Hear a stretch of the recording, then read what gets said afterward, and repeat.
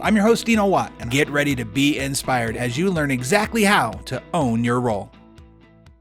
And welcome once again, everybody, to the Own Your Role podcast. I'm your host, Dino Watt, and excited again to have awesome entrepreneurs that we get to interview, unique entrepreneurs we get to interview, and find out about what makes them tick, why they chose what they did, and how some of the best practices that they've found in their business can help you in your own business as well.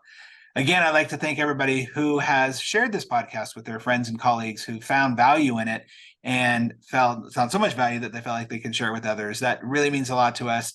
Don't forget to like and subscribe so you get notified when we send out a new podcast, which is just about every week with a new unique entrepreneur where you can spend 40 to 50 minutes with us learning about you and your business. So however you've learned about this podcast, thank you for being here, and we look forward to sharing more information with you.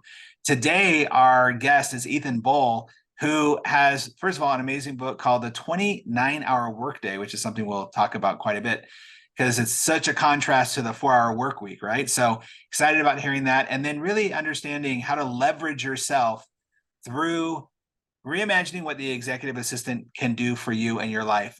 For those of you that have read my first book, The Practice RX, I have a specific section in there called Live Like a Rock Star, which is all about rock stars and actors and successful people all have people who do that things for them that they don't have time or shouldn't be doing. So I bet we'll get a little bit into that conversation here.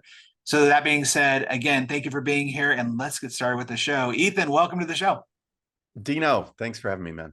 Yeah, it's excited to talk to you. And first of all, we start off every show with just getting to know you, wanting to know your story. I believe stories connect every one of us on the planet. We all got them. So I'd love to hear your story of how you got here. Why did you decide to get into this space? And even a little bit about your further background. Sounds like you, from what we talked about earlier, you've known your wife for quite a while. All that stuff is great. Yeah, well, I would say it's a little bit of a roundabout way on how we got here. Okay. To start, I mean, just the quick little thumbnail, grew up in a town of about 15,000 people in upstate New York. My dad was a serial entrepreneur. My stepfather was a personal injury attorney who ran his own office as an entrepreneur as well. And I felt stifled. I hated not having anonymity in a small town. So I ran away to Boston for school, studied in Australia for 6 months, played music down under.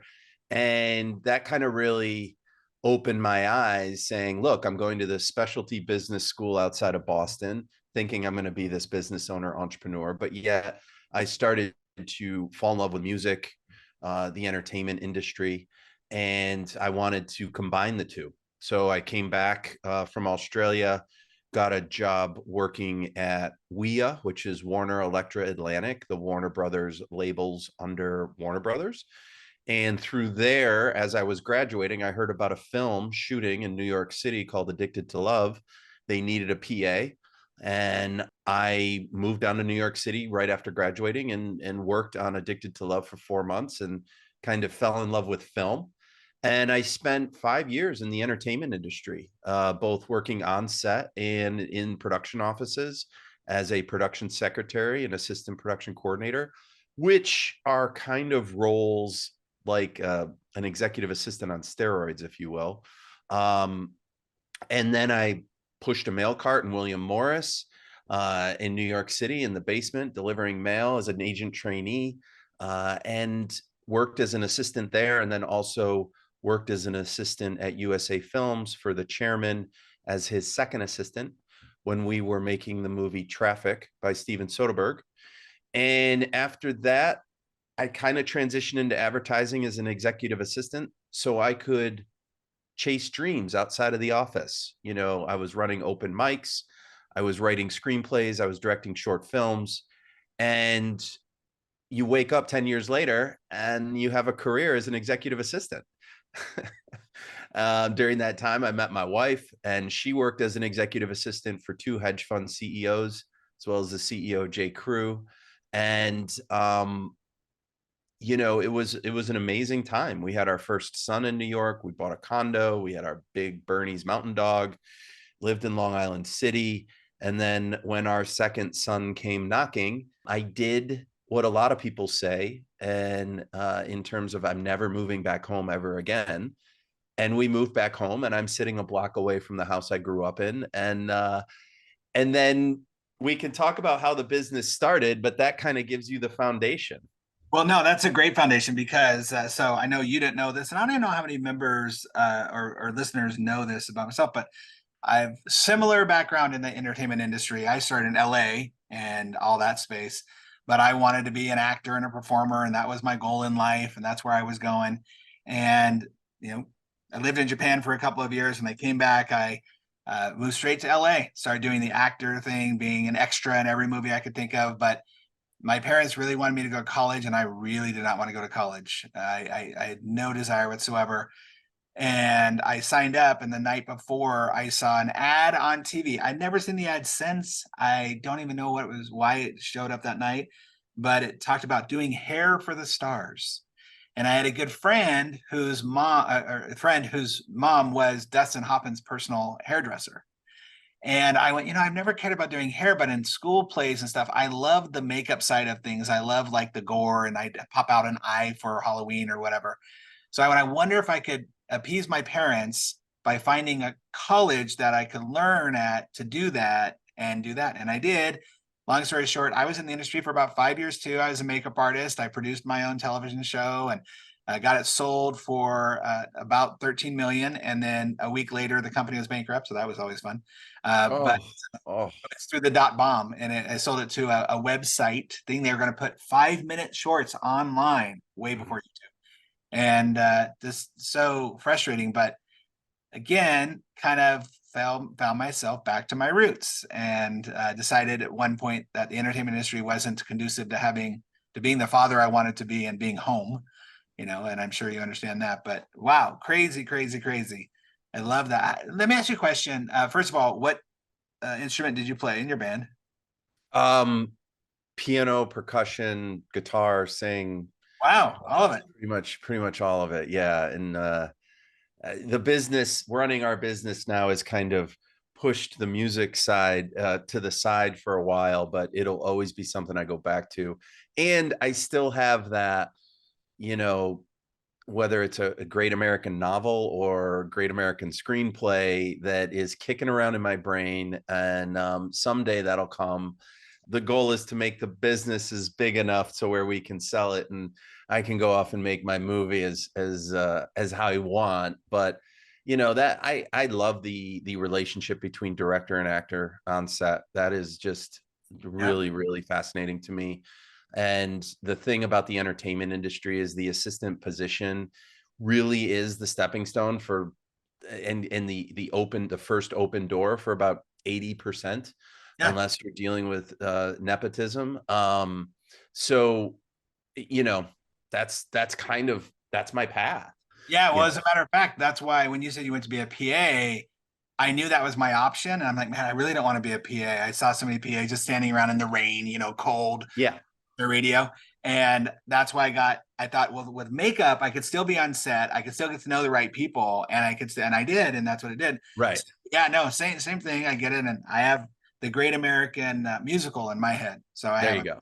place. Yeah, yeah. So obviously, the experience you had with being an executive assistant, which, by the way, I even wrote down on my notes here. I think a lot of people start businesses, yes, because they're trying to fill a void or whatever, but there's not always a lot of people who have the experience of actually doing the thing in such a deep manner. You just walked us through how many times and how long you were an executive assistant. You know what it takes to be a good executive assistant. And so that probably helps you in figuring out how to find the right people to hire when it comes to what you do with the 24-hour workday. Yeah, no. Well, the book is kind of an add-on. The subtitle is A High Performer's Guide to Leveraging Your EA. And we Ah, like to think of it as an instruction manual. And so it kind of goes part and parcel with our service business, which is providing fractional remote executive assistant support to entrepreneurs, founders, business owners, non-executive board directors, high net worth individuals at a different level under a different model than what most people think of as virtual assistants. And there is kind of a big difference there. And so that's kind of where we saw a gap. And I think the world is going in a way where a lot of opportunity is out there for people who have expertise from their career to then productize their knowledge and their role and fractionalize it for small and medium-sized businesses and hang their shingle, as opposed to just getting another full-time role with a company. Yeah. And you'll get the benefits of business ownership. You'll get the benefits of managing your calendar and your schedule. You get the benefit of saying no, to a prospect that's not the right fit. And, the rise of fractional CXOs and service professionals combined with the SaaS products that are out there, combined with the internet kind of wiping away the geographical boundaries, allows for a solopreneur who has deep expertise, say as a CMO or a CTO or an executive assistant, to launch their own business. And, and that's what we are doing. And we're basically an agency. So I go back to my William Morris days for executive assistants, and we spot good talent that agrees to work a certain way. And then we have, then we hopefully have prospects coming in who agree to work a certain way. And then we partner them together. And we have clients who've been with us since 2018. Wow. So it can create that kind of recurring revenue, that long-lasting relationship. And we hope it's a win-win-win all the way around. And given that some clients have been with us for multiple years, it seems to be working. Yeah, obviously it's working. Well, you mentioned something I think we would need to go back to clarify. You said it, so what's the difference between a VA and an EA? Well, when we ended up moving to upstate New York, back out of New York City, when we had our second son, we realized that we're 6 hours north of New York City. And we realized that the term executive assistant kind of means something different than it does in major metropolitan areas. And I was fortunate enough to get one of the high level roles in Rochester, New York, that was commensurate with our experience. But Stephanie stayed at home with the kids. And then after a year, a friend of ours reached out and said, "Hey, I know this Fortune 100 consultant. She travels the world. She doesn't care where her assistant is. She needs great support and she doesn't need full time. Mhm. Are you interested?" And that, kind of sent us down this road of researching what all these US based virtual assistant companies are doing, their business model, and compared to hiring a full-time assistant. And we noticed this large gap. And that's where we've positioned ProAssisting, because as executive assistants making well into the six figures, working for $18 an hour for a US based virtual assistant firm and having 8 clients a month, Right. each of them at varying levels of hours, month in and month out, just didn't align with how we view the role. And you mentioned the 4-hour work week, Tim Ferriss's book in 2007, and that kind of really put a flag in the ground around virtual assistants from overseas that you could Right. pay $6 an hour to run your multi-million-dollar business. Right. It's a great thing if you can get it, Mhm. but what we found is that to get the top level EA talent, you need to compensate them appropriately. And so 80% of our retainers are passed on directly to our assistants. They're being compensated commensurate with their experience. And along with that comes that experience, and it comes that exclusivity, and they get to know you and your business in a way that creates legacy knowledge and makes them more efficient.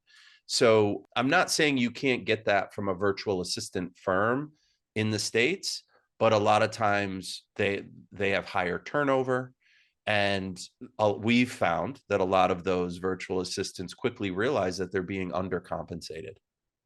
I also would say that I think sometimes it sounds like anyway, the executive assistant, they're looking at this number one, obviously because of the pay, but also because what they obviously probably enjoy doing as a career. where maybe virtual assistants look at this as a job that will get them through until the next thing comes along.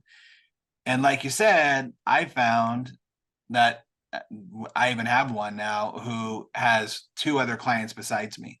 So she's Yep. not dedicated just to me. Where the executive assistant, that's your assistant, and she's only working for you the full time. Is that correct? No, that's actually our model. I mean, we start at 1/3 the resources. The maximum number of clients that one of our EAs has is 3. Oh, nice. We go from 1/3 resources to 50% resources to 2/3 resources. We have a couple clients that have full resource, their assistant, but a lot of times we serve as that bridge for that growing company to be very tactical and strategic about how they're spending their balance sheet to meet their needs. So they may have a fractional CMO and a fractional CFO, and then they partner with one of our EAs fractionally. And for the cost of one big full-time hire, they're actually covering 3 of their bases. And then as they grow, they can either increase their resources with us or realize that they need a full-time EA.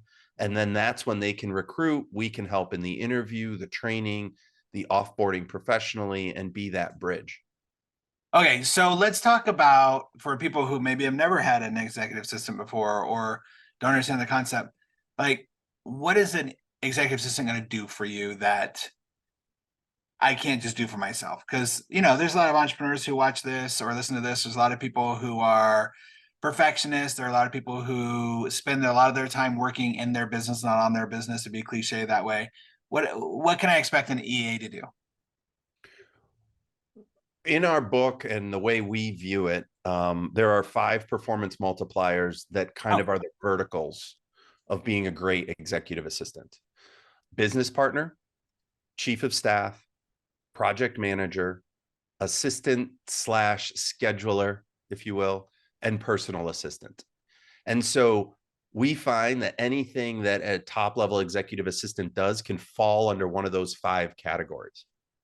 Now, if you as a business owner know your hourly rate, so basically take EBITDA for the year or your profit for the year, divide it by 2080, and that is your hourly rate. If you can cut that hour, like let's say your hourly rate's $200 an hour, and you cut it in half, anything you can get done by an executive assistant for less than $100 an hour probably makes sense to have them do that. sure. And so that's kind of an easier way to frame it in terms of when should I use an assistant, or how much should I be paying my assistant, or what does that look like? But in terms of actually using them, it can cover any aspect of your life. And that's the way we look at it. Some executive assistants don't do personal work, and that's their choice. But we feel, based on our previous principles, as well as clients that we've directly supported, that personal work comes as part of that. But then so do the high level tasks What as do you mean well. by personal work? Explain that. Personal work, like making sure your kid's schedule is on your business calendar so you know where Oh, things are, or researching the family trip, or getting some quotes from some general contractors to redo the powder room, or I so to be mean, clear, these are people. So in general, they would be organizing that, not necessarily doing like they're not going grocery shopping for you. They're correct. organizing the groceries to be delivered. Yep. Okay, that's interesting. That's very good. What's one of the most involved? I love stories of stuff like this. So what's one of the most involved, or maybe uh, interesting stories you've heard of or dealt with when it comes to executive assistants? Well, personally, one Or of legally, you can tell us. yeah, no, we really try and keep it legal. Uh, One of the really interesting things that I did with a former client, who's actually still with ProAssisting, is manage their art collection across 5 different properties, and managing it from a category standpoint, database, insurance standpoint, logistics around moving a piece of art that's worth $500,000 or $1 million. So understanding, we've had some little projects in that we're building a base for a sculpture that could hold the sculpture, and dealing with the company that dealt with that and what it looks like. And again, you're dealing with a high net worth individual who has very particular taste and wants it done a certain way. So being the conduit between that client and the service provider or artist, it takes some soft skills. It takes answering a lot, asking a lot of questions, asking the right questions. When you work with a principal for a number of years, you get really good at asking their questions before you've even spoken with them. So when you speak to the principal, you only have to speak with them once, because you know the list of questions they're going to go down and you've already got the answers because you've already vetted the service provider or the general contractor or the architect or the town board supervisor or whoever. So at that high level, that's kind of what it entails. So it sounds like, obviously, and it sounds almost too obvious, but your executive assistants have to have some very specific skill sets and traits that allow them to be as organized, that have them being as I guess influential in this space. What are some of the key ingredients, though, that as somebody who would be looking for an executive assistant, that I'd want to look at beyond the organizational, which seems obvious? What are some things that I want to be aware of, or maybe it's situational? Great question. Couple of points. One, we really feel a great executive assistant is both industry agnostic and principal agnostic. Oh, Meaning, Stephanie worked in publishing, she worked in high finance, and she worked in fashion. I worked in entertainment, advertising, and healthcare. It's really about creating that relationship with the principal and that partnership. And so being able to mold yourself to the needs of the principal. hmm, That being said, when we look to partner with EAs, we want to see it on the resume first, either on LinkedIn or on the resume. I'm really cautious around very short stints in a number of roles. yeah. I want to see someone who stuck it through. And I also, you know, I want to hear that story of why the change happened and what was the reasoning. That gets us into the second part of, if the resume is saying, yes, this is someone you should talk to, then it is more about their story, the details they provide when they're explaining something. What we find is that if someone, an EA, but this kind of goes for any job candidate, if they can be very specific in their details around a story or project or action that they did, it lends a lot of credibility and goes a lot deeper than being more superficial. And with EA work, the specifics are really where the rubber hits the road, if you will. And so I want to hear that. I also want to hear the warmth and tone in their voice. I want to see the emotional intelligence, both how it comes through in written communication and as well as digital communication. That goes further with the soft skills and the work ethic. And if that is coming through, and you put it all together, and then you decide at the end of all that, do I want to grab hands with this person and jump off the cliff? Mm. Do I Because want it's to, a relationship. I mean, it's definitely a big relationship, right? yeah, the way, if it's going well, it should be. Sure. Yeah. Yeah. Yeah. Wow. Um, so what mistakes do clients make when they are working with an executive assistant that kind of blows up that relationship? The one we deal with most is the quote unquote, I can do it faster myself mentality. Oh, I'm sure that's got to be rampant. Well, because in the beginning of the relationship, Yeah. a hard charging entrepreneur or founder business owner feels constricted by having to do something in double the time that it would normally take them because they're training their executive assistant. What they fail to connect with in the moment is that if you have a good assistant and you train them well, you're never going to have to do it again. And Mhm. so what is the time, the compounding time effect on you and your business if you are never going to have to do that again? we have our own executive assistant that we've had for about 6 months now.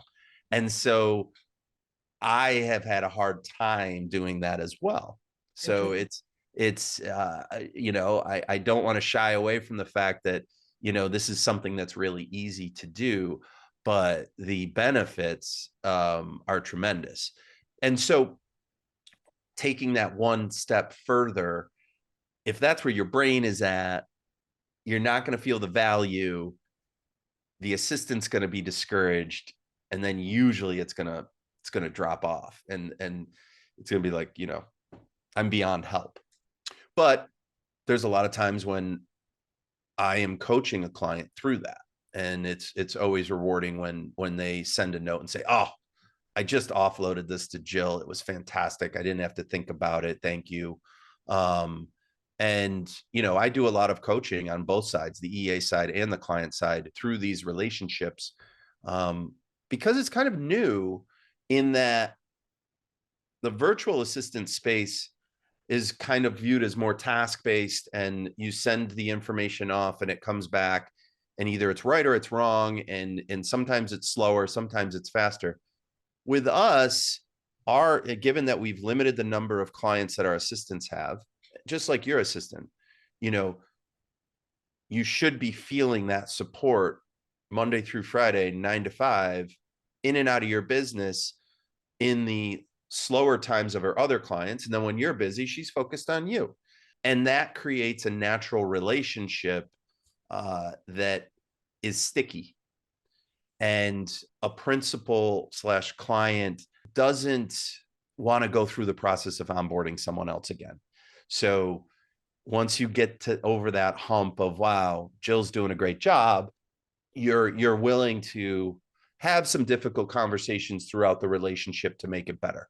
Have some understanding around them living a life and also having other clients, and you realizing that, frankly, you're probably getting a steal in terms of what your line item in your budget is for your executive assistant. And that's our goal. So I got to ask, what's the task that you in the last 6 months have struggled with being patient on? What do you mean being patient on? Or you had said that you struggled a little bit with, like, handing it off. Take a little longer to get done and you can get done faster. Yeah. Yeah. It's been merging our assistant into our business to where she is really the point person for all recruitment, and having those first conversations with executive assistants, training her up on what I look for on the LinkedIn profile, how I'm going to ask someone certain questions, how to explain our model and what the important parts of it are. Yeah. It's good because our assistant also serves a client as well. Oh. And so she's not full-time with us. And so she came in as an assistant, and then what that does is she knows the process. She knows the expectations. It's all an expectations and deadline game, if you will. If the principal is being clear on their expectations and when the deadlines are, and allowing the assistant to manage the priority of the to-do list and the projects, that's usually a recipe for success. Which makes sense, because that's such a recipe, and just the business world in general. When you have a team member who's a full-time team member, one of your employees, giving them specific executables, deadlines, expectations, it seems, as we talk here, so obvious, but for so many people, it doesn't actually come into fruition. With our roles, I think what makes it more difficult is that it's hard to express exactly what executive assistants do. So I get the question all the time, what do you do as an executive assistant? And normally, if it was a year ago or 2 years ago before we wrote the book, I was saying I do a little bit of everything, or Yeah, there isn't right. anything I don't do, Yeah, as opposed to saying, I provide support to my principal as a business partner, a chief of staff, a project manager, assistant scheduler, and a personal assistant. In that latter way, the person asking the question can actually put themselves in those shoes and say, how could I use a chief of staff? yeah, You mean I wouldn't have to talk to the guy who cuts my yard? yeah. Uh, or I wouldn't have to communicate with the general contractor who talks my ear off every single time I talk to them? Or I can have you interface with the chairman of the board and make sure that the board packet is all ready to go for the board meeting next week. Wow. You know, I got to assume that it's stuff like that. Because the question that always comes into my mind that I get worried about with my assistants, where I was like, am I going to have enough for them to do? mhm. And you even just saying that for me, and I'm assuming for people listening, it just gives you another way to think about like, oh, I didn't think about that type of thing. I didn't think about how easy it is to have them do that or getting that off my plate. And then to think about the time management aspect of it, of how much time that gives you back in your life when you're not trapped on a 30-minute conversation with your contractor, right? Because somebody else is taking care of that. Yeah. Yeah. Yeah. And I got news for you. The general contractor doesn't want to talk to the assistant either. They just want to make it transactional and be done with it. That's so funny. The I bet thing, we're like, talk to me for like half an hour. She's like, I did like 10 minutes maybe at the max. yeah. Yeah. No, and the thing is that a lot of people say that. A lot of prospects when they come to us say exactly what you just said. Like, I don't know if I have enough. And then they get over the hump and they just say, okay, I'm gonna sign up, partnering me with an assistant, and they start working with the assistant. And the foundational work is that assistant slash scheduler role. So in that context, the assistant starts handling their schedule, doing their travel, putting out little fires, and through that, a trust is built. Yeah. And then they're like, wait a second, I need to deal with my son's nanny in this situation. Can you make that call, because I got to run into this meeting? Yeah. And so, and then, ooh, wait a second, I totally double booked this philanthropic board meeting. Can you go and sit in for me and take notes? I'll clear it with the board chair before we go. Kind of getting that two places at once kind of thing. That's cool. So it slowly builds, and if the relationship is going well, the trust is being built, there's a no love and trust between principal and assistant. It will eventually fill up all five of those quadrants, if you will. That's really cool. I like that thought process. Let's talk about the 24-hour workday, 29-hour workday. First of all, how do you get the 29 hours out of it? I'm sure a lot of people think about that. And really, let's walk through like what I'm going to get when I read through that book. It's 29 hours because of the 5 performance multipliers that I mentioned. Okay. That it should give you 5 more hours in your day, because your assistant is handling things under each of those 5 performance multipliers. Right. Obviously, it's a play on Tim Ferriss's book. Absolutely. And in terms of what you're going to get out of it, it's kind of a guide to help you on your road to choosing an executive assistant.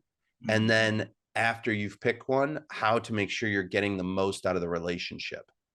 And that's based on both mine and Stephanie's hard experience. We're, 35 combined plus years of working as full-time executive assistants. And we've been running ProAssisting now, and we're 6.5 years.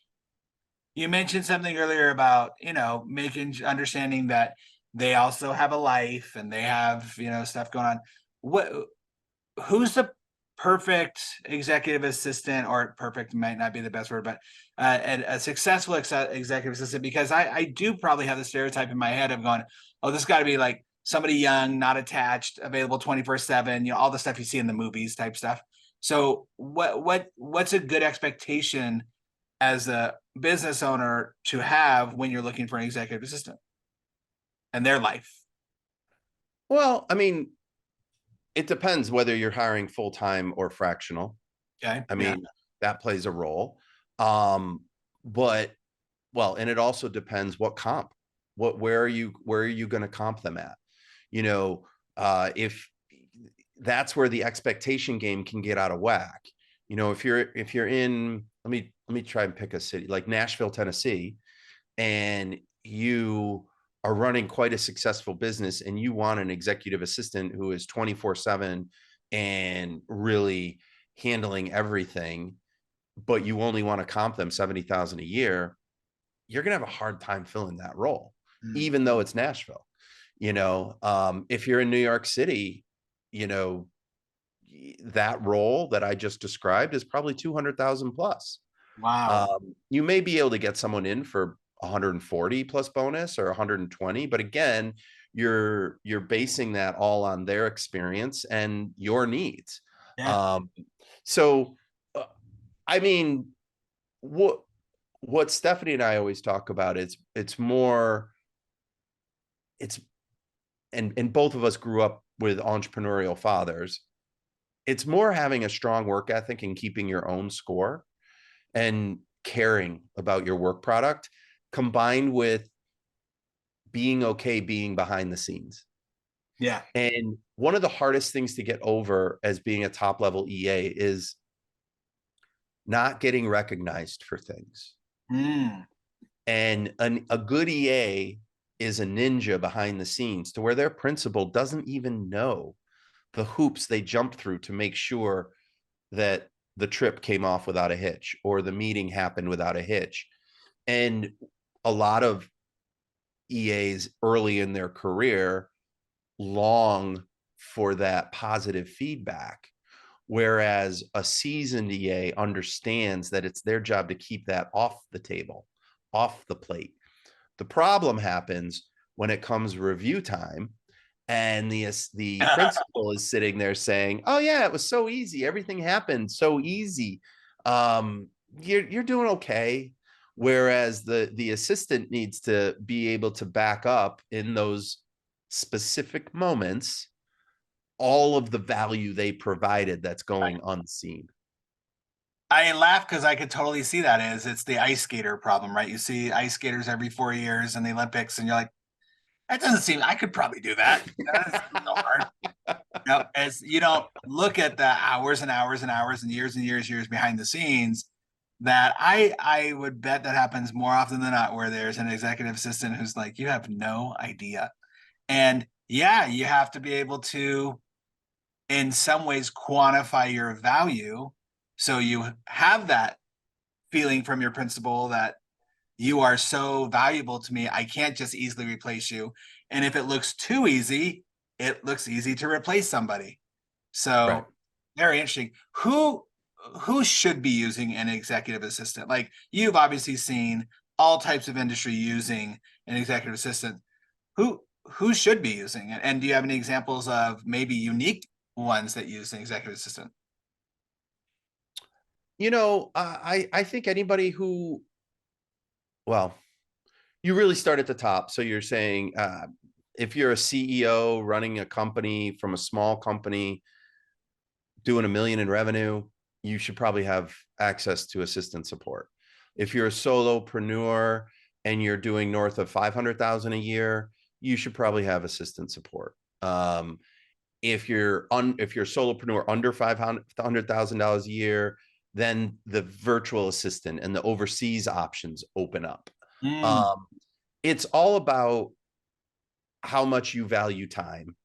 And what we have found is that since COVID and moving beyond the pandemic, that a lot of people are reevaluating where they're putting their time. And the beautiful thing about the space that we're in and that we're talking about is there are a ton of options. So, the rainbow of options is just significant. And COVID also sped up the realization that remote work can work, fractional work is an amazing option. And these small and medium sized businesses can really right size the support at the moment based on their balance sheet for the SaaS products and the fractional CXOs and the fractional service providers to take their business to the next level while giving themselves back more time. We see it on both sides of the equation because we're business owners, but we're also executive assistants. I still support one client. I've been with her for 5 years. I don't know if she'll ever let me go. But you know, the first 3 years of our business, both Stephanie and I were working 3 clients each, and we proved the model, and it can really work. But just to put a mark on it, the options they're a plethora. And so I actually, enjoy the sales calls and the prospect calls that I get to talk to people about their situation, their business, their needs. And I still look at it as a win when I tell them that we are not the right fit for them, that they need to go over here. Because it does me no good to try and put a round peg into a square hole. Sure. Just to get a client for 3 months and then just to have it burn out. And the way we reduce our churn is by being very cautious about who we're partnering with, and then making sure that the expectations are clearly aligned. And if that happens, it can go on to be a long relationship.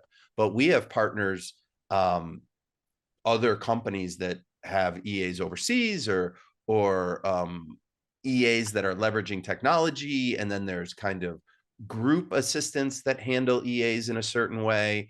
I mean, American Express has a concierge service.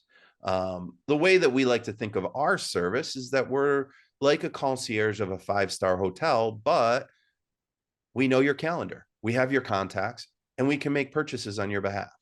And so, and then over time, that legacy knowledge that builds up in that assistant, knowing what your questions are going to be, knowing what you will say yes to and what you will not say yes to, makes us much more efficient, keeps going, and solidifies the relationship and the partnership. Well, that's why I wanted to ask, because I think there's probably people, and I will count myself as one of these people before, of almost dismissing the need, right? And being like, oh, like I don't need that person right now. I have a lot of people who listen to the show who are doctors and work in their own practices, right? Well, I've got team members who will do that. I don't need an assistant. And I usually will fight against that. It's like, no, there's plenty of options, whether it be the personal side of things or the business side of things, that you can use that for. I do want to touch on something because you just mentioned it, and I want to talk about this before we go. You mentioned even making purchases for you.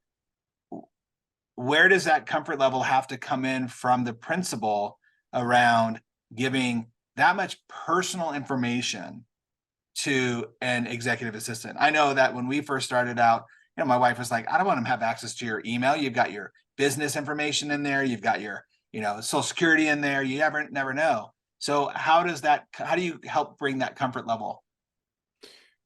For us, we partner with executive assistants who've been doing the role, who understand that confidential and personal information stays just that.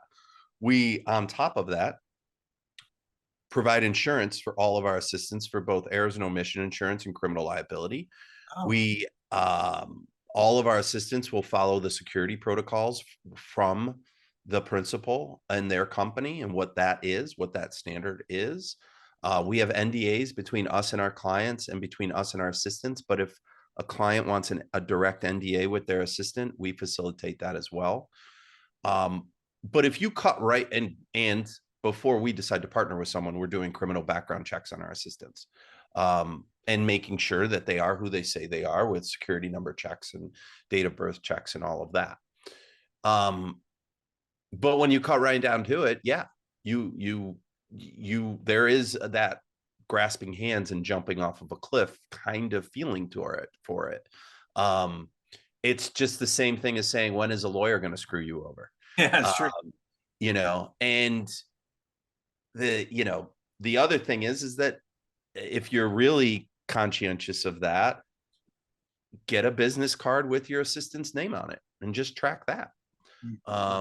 There are ways to put safeguards in place around that and we do as much as possible for whatever the principal wants. But there comes that moment when you have to realize that the assistant has their life too, and they're not looking to shake you out because they want to keep working, you Yeah. know. So So a lot of the stuff that we talked about today and diving back into 29-hour workday, it's really kind of the blueprint, if you will, for helping high performers understand all this type of stuff. You answer how many questions in that book of like this type of stuff? questions, the number of questions. Well, like the question I just asked of like, if I have a concern, am I reading the book? Is the book going to help me have a peace of mind around how I can use the executive assistant in all these ways and answer those type of questions? Absolutely. Yeah. Yeah. And it's broken into two kind of parts. One is what you're doing before you decide to partner. Yeah. So answering the security question and the Oh, background check question and all, okay. and the experience and what questions should you ask in the interview and what should you be looking for. And then the second half of the book goes into all those 5 performance multipliers and how you can kind of brainstorm against what we're telling you in your own life. Like, oh my God, I put that off every month. I have to do it every month. Why am I doing it? A lot of founders, a lot of entrepreneurs are doing things that have to get done, but nobody else is responsible for doing them. Mm. And it's a lot of things that an EA could handle. So that's the low hanging fruit, if you will. I love it. That's awesome. Wow. Well, Ethan, talk about a ton of information. I mean, that's great. Like I really do know personally the benefit of having an executive assistant. And even I have one virtual, one executive that has been so changing for me. And even just freedom to be creative. As we mentioned earlier, I'm more of a visionary, creative. Yeah. And Yeah. so to have the ability to go, I don't want to be doing this part. Can I do the fun part? And have some knowing that it's being taken care of in the manner that I did. And you're absolutely right. I think for me, one of the biggest stresses was the amount of time I had to be willing to give to the training part of it. And I know it like conceptually in my head to be able to say, yeah, if I just spend some time doing this now, I never have to do this again. But it's getting past that hurdle of like, I could just jump in and do that. Let me make that graphic. Let me call that person. Let me book that airline ticket. And having somebody else do that for me has been really, really freeing. So I Yeah, love just a couple quick tips on that. that point Yeah. particularly. Um, Leverage Loom and Zoom and record your screen as you're going to book your travel and keep that. And then ask your executive assistant to create standard operating procedures along everything she does in your office. And God forbid she gets hit by a bus, you have the Bible. We call it the Bible, Yeah. or the standard operating procedure for Dino. Right. Um, and it goes through everything. And as she does something new, create a new standard operating procedure that's included in the Bible. And so you aren't starting from zero should she retire and go somewhere else and or ride off into the sunset. You actually have some of that. And Loom is a great, and or Zoom, if you're recording your screen on Zoom, Yep. are great tools for going through and showing how you want your CRM marked, or how you want an email sent, or your marketing campaign, or what have you in your business processes that can then live on and be used as training material down the road.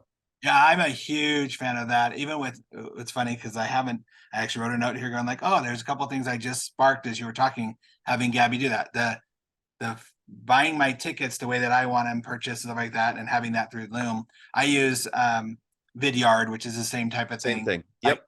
and for me, it's been so freeing because I can do it anywhere. I can give a video message. I can use my tone. I can use my words and not have to write it all out on an email.